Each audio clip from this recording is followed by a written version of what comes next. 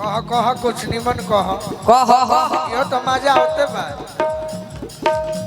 अपने ताइल मनोज भैया बहिनी नाल आइला करवाई रे देतिया ना अपने ताइल बहिनी नाल आइला करवाई रे देतिया नहीं सॉरी सॉरी गलती हो गया गलती अपने ताइल हसन जी बहिनी नाल आइला करवाई रे देतिया करवाई रे देतिया गोलू राजा से बियाहवा करवाई रे देतिया ना भैया से बियाहवा करवाई रे देतिया गोलू राजा से बियाहवा करवाई रे देतिया ना भैया से बियाहवा करवाई रे देतिया। हमारे को नया गाना होता बानी रोजैया में सैया अकेली बानी रोजैया में सैया अकेली पर शीतल मचावे कुआ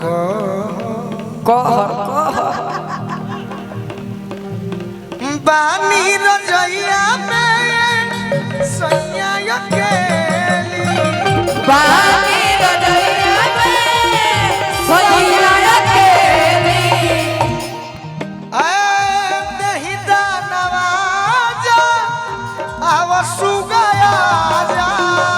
देह दानवाजा आव सुगया जा ये हमारा ओर से हमारा ओर से हाँ जी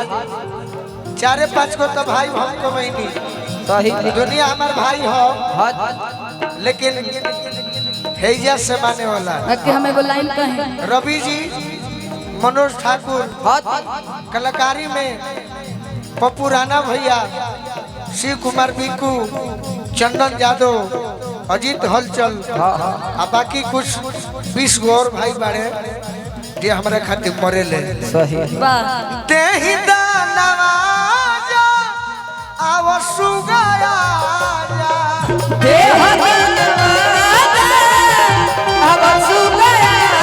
जा टंगरी में टंगरी फंसी तबे आई माजा टंगरी में टंगरी फंसी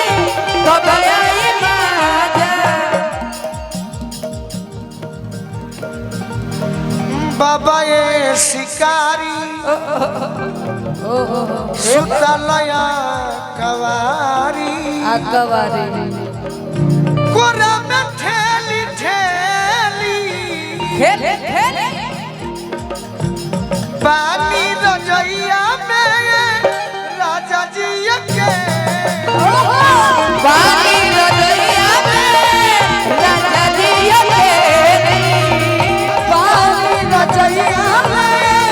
राजा जी अकेली और देवरा बाबा बच्चा भौजी बोलो भौजी बोली देवर जी देवरा बाबा भसुरवा बका देवरा बाबा सब